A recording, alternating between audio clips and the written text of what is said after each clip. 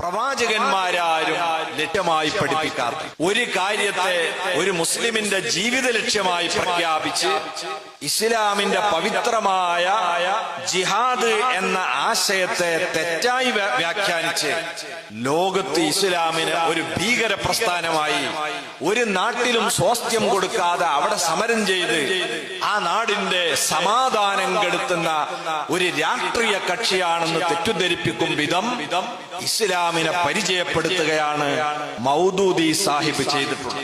അത് അദ്ദേഹത്തിന്റെ തന്നെ പുസ്തകത്തിൽ നിന്ന് ഞാനൊന്ന് നോക്കി വായിക്കാം. ഇത് ഖുതുബാത്ത് എന്ന പേരിൽ മൗദൂദി നടത്തിയ പ്രഭാഷണങ്ങളുടെ സമാഹാരം കേരളത്തിലെ ജമാഅത്തെ ഇസ്ലാമി പുറത്തിറക്കിയിട്ടുള്ള പുസ്തകമാണ് ഈ ഖുതുബാത്ത്.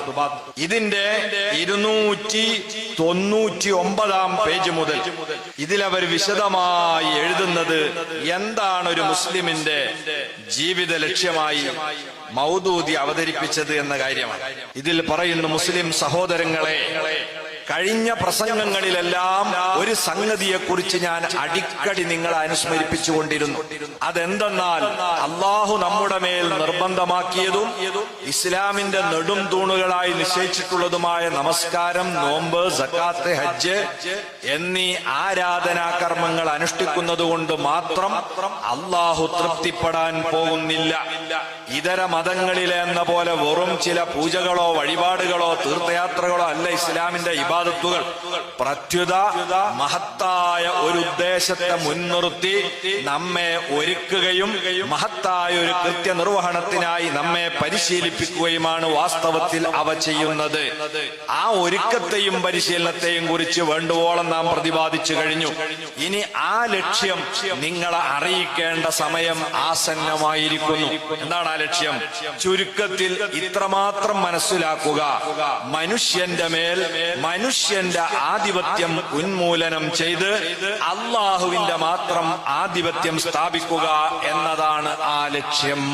അപ്പൊ ജനാധിപത്യം പോലുള്ള ഭരണ സംവിധാനങ്ങളെ മാറ്റി ആ നാട്ടിൽ ദൈവികമായ ഭരണം സ്ഥാപിക്കുക എന്നതാണ് നിസ്കാരം ഉൾപ്പെടെയുള്ള ഇബാദത്തുകളെല്ലാം നമുക്ക് നിർദ്ദേശിച്ചതിലൂടെ അള്ളാഹു ഉദ്ദേശിച്ചിട്ടുള്ളത് എന്നാണ് മൗദൂദി പറഞ്ഞു വെക്കുന്നത്. എന്നിട്ട് അദ്ദേഹം തുടരാണ്: അള്ളാഹുവിന്റെ അടിമകളുടെ നേതൃത്വവും നിയന്ത്രണവും സ്വയം ഏറ്റെടുക്കുകയും രഹസ്യവും പരസ്യവും അറിയുന്ന അള്ളാഹുവിന്റെ മുമ്പിൽ ഉത്തരം പറയേണ്ടി വരുമെന്ന ബോധത്തോടെ അവന്റെ നിയമമനുസരിച്ച ഭരണം സ്വയം ഭരണകാര്യങ്ങൾ നിർവഹിക്കുകയും ചെയ്യുക എന്നത് നിങ്ങളുടെ മേൽ സ്വയം നിർബന്ധമായി തീർന്നിരിക്കുന്നു.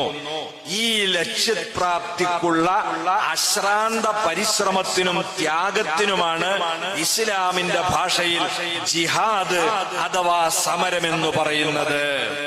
അപ്പൊ ഒരു മുസ്ലിം രാജ്യം, ഇവര് സിദ്ധാന്തിക്കുന്ന ഒരു ഇസ്ലാമിക രാജ്യം, ആ രാജ്യം സ്ഥാപിക്കാൻ വേണ്ടിയുള്ള പടയൊരുക്കത്തിന്റെ പേരാണ് ഇസ്ലാമിലെ ജിഹാദ്.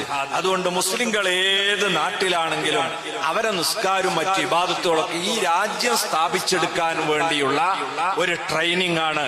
എന്നിട്ട് ഒന്നുകൂടി അയാൾ വ്യക്തമായി പറയാണ്: നിസ്കാരം, നോമ്പ്, സക്കാത്ത്, ഹജ്ജ് എന്നീ ആരാധനാ കർമ്മങ്ങൾ നിങ്ങളുടെ മേൽ നിർബന്ധമാക്കിയതിൽ ഇതേ ഒരുക്കങ്ങളും പരിശീലനങ്ങളും ഉദ്ദേശിക്കപ്പെട്ടിരിക്കുന്നു. ഏത്? ഭരണം പിടിച്ചെടുക്കാനുള്ള ട്രെയിനിങ് ആണ്. ഇവിടത്തെ ഭരണകൂടങ്ങളെല്ലാം തങ്ങളുടെ പട്ടാളം, പോലീസ്, സിവിൽ സർവീസ് മുതലായ വകുപ്പുകളിലേക്ക് തെരഞ്ഞെടുക്കുവാൻ ഉദ്ദേശിക്കുന്ന ജനങ്ങൾക്ക് ആദ്യമായൊരു പ്രത്യേകതരം പരിശീലനം നൽകുകയും അനന്തരം അവരെ അതാത് ജോലികളിൽ നിയമിക്കുകയും ചെയ്യുന്നത് പോലെ ഇസ്ലാമും അതിലെ നാനാവിധ ഉദ്യോഗങ്ങളിൽ നിയമിക്കാൻ ഉദ്ദേശിക്കുന്ന ജനങ്ങൾക്ക് പ്രഥമമായി ഒരു പ്രത്യേക വിധം പരിശീലനം നൽകുകയും പിന്നീട് അവരെ കൊണ്ട് സമരത്തിനും അള്ളാഹുവിന്റെ ആധിപത്യത്തിനുമുള്ള സേവനം ചെയ്യിപ്പിക്കാൻ ഉദ്ദേശിക്കുകയുമാണ് ചെയ്യുന്നത്. അപ്പൊ നമ്മളോട് ഈ നിസ്കരിക്കാനും നോമ്പൊൽക്കാനും ഹജ്ജ് ചെയ്യാനും ബാങ്ക് കൊടുക്കാനും ഒക്കെ കൽപ്പിച്ചെന്തിനാ? ഭരണം പിടിച്ചെടുക്കാൻ വേണ്ടിയുള്ള ഒരു ട്രെയിനിങ് ആണ്. അങ്ങനെ ഭരണം കിട്ടിക്കഴിഞ്ഞാൽ ഈ ട്രെയിനിങ് കിട്ടിയ ആളുകളെയാണ് നമ്മൾ ഉദ്യോഗ സ്ഥലത്തിൽ IPS-കാരോ IAS-കാരോ ഒക്കെ ആയിട്ട് നിയോഗിക്കുക. ഇതാണ് ആവേശം കൊള്ളിച്ച് ഇന്ത്യ ബ്രിട്ടീഷുകാർ വിട്ടുപോണ സമയത്ത് എന്റെ നേതൃത്വത്തിൽ വരാൻ പോകുന്ന ഒരു രാജ്യത്ത് നിങ്ങളൊക്കെ ആയിരിക്കും ഇവിടുത്തെ ഉദ്യോഗസ്ഥന്മാർ.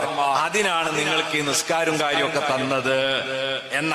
എത്രത്തോളം ബാങ്ക് പോലും സൈനിക പരിശീലനത്തിന്റെ ഭാഗമാണ് എന്നാണ് മൗദൂദി എഴുതുന്നത്. ഇതേ ഖുതുബാത്തിന്റെ 157 പേജിൽ അയാൾ എഴുതുകയാണ്. ബാങ്കിന്റെ ഉദ്ദേശം എന്താണ്?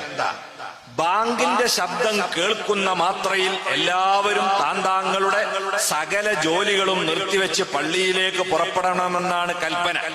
ഈ ക്ഷണം കേട്ടിട്ട് നാനാഭാഗത്തുനിന്നും മുസ്ലിങ്ങൾ ദ്രുതഗതിയിൽ പുറപ്പെട്ട് ഒരു കേന്ദ്രത്തിൽ സമ്മേളിക്കുന്നു. തന്മൂലം അവരുടെ ഹൃദയത്തിൽ ഒരു സേനാ വിഭാഗത്തിനുണ്ടാകുന്ന മനോവികാരം ഉത്ഭൂതമാകുന്നു. യോദ്ധാക്കൾ എവിടെയായിരുന്നാലും കാഹള ശബ്ദം കേൾക്കുന്ന മാത്രയിൽ സേനാ നായകൻ വിളിക്കുന്നുണ്ടെന്ന് അവർ മനസ്സിലാക്കുന്നു. അതോടെ എല്ലാവരുടെയും ഹൃദയത്തിൽ സേനാധിപന്റെ ശാസനകൾ അനുസരിക്കുക എന്ന ഏക വികാരവും ഐക്യരൂപവും ഉണ്ടായിത്തീരുന്നു. അങ്ങനെ ബാങ്ക് കേട്ട് ഇങ്ങനെ പള്ളിക്കട് പോയിരുന്നത് സൈനിക നേതാവ് വിസിലടിക്കുമ്പോൾ ഓടി വരുന്നതിന്റെ മറ്റൊരു രീതിയാണ്. ഇതൊക്കെ ഇസ്ലാമേതര സമൂഹങ്ങള് കേട്ടാൽ എന്താ മനസ്സിലാക്കുക? നമ്മളെ ഈ നിസ്കാരം, നമ്മളെ ഈ ബാങ്കൊക്കെ ഈ രീതിയിൽ ഈ രാജ്യത്തെ ഭരണം അട്ടിമറിച്ച് മൗദൂദിയൻ ഭരണം സ്ഥാപിക്കാൻ വേണ്ടിയാണ് എന്ന് അവര് വിചാരിച്ച് ഇസ്ലാമിനെ വിമർശിക്കാൻ വന്നാൽ നമുക്ക് അവരെയാണോ കുറ്റപ്പെടുത്താൻ പറ്റുക? എത്ര അബദ്ധജടിലമായ അപകടകരമായ ഒരു വാദമാണ് ജമാഅത്തെ ഇസ്ലാമി ഈ മുന്നോട്ട് വെച്ചിട്ടുള്ളത്. അതിനവര് പറയുന്ന ന്യായം എന്താണ്?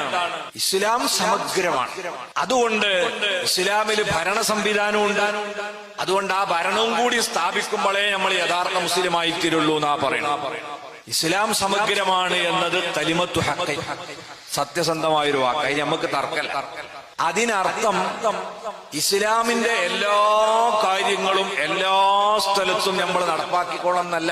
ഇപ്പൊ നമുക്ക് ഒട്ടകത്തിന് സക്കാത്ത് കൊടുക്കണം എന്നുണ്ട് ഇസ്ലാം, അല്ലേ? അതിന്റെ അർത്ഥം ഒട്ടകത്തെ വാങ്ങി പോറ്റി സക്കാത്ത് കൊടുത്തെങ്കിലേ നമ്മൾ മുസ്ലിം ആവുള്ളൂ.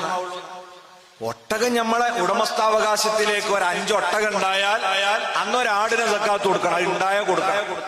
ഇതുപോലെ മുസ്ലിങ്ങൾക്ക് ഒരു ഭരണ സംവിധാനം വന്നു കിട്ടിയാൽ അതിനെ എങ്ങനെ ചിട്ടപ്പെടുത്തണം, എങ്ങനെ ഭരിച്ചു കൊണ്ടുപോകണം, ഇതിന് കൃത്യമായ നിർദ്ദേശം ഇസ്ലാമിലുണ്ട്. ഒരാൾ വിവാഹം ചെയ്താൽ ആ കുടുംബത്തെ എങ്ങനെ അവൻ മുന്നോട്ട് കൊണ്ടുപോകണം ഇസ്ലാമിലുണ്ട്. ഇങ്ങനെ ഏത് മേഖലയിൽ നമ്മൾ എത്തിയാലും അവിടെ എങ്ങനെ പ്രവർത്തിക്കണം ഇസ്ലാമിൽ നിയമമുണ്ട്. ഇനി ഒരു ഇസ്ലാമേതര രാജ്യത്താണ് നമ്മൾ താമസിക്കുന്നതെങ്കിൽ അവിടെ എങ്ങനെയാണ് ഒരു മുസ്ലിം ജീവിക്കേണ്ടതെന്ന് നിയമല്ലേ?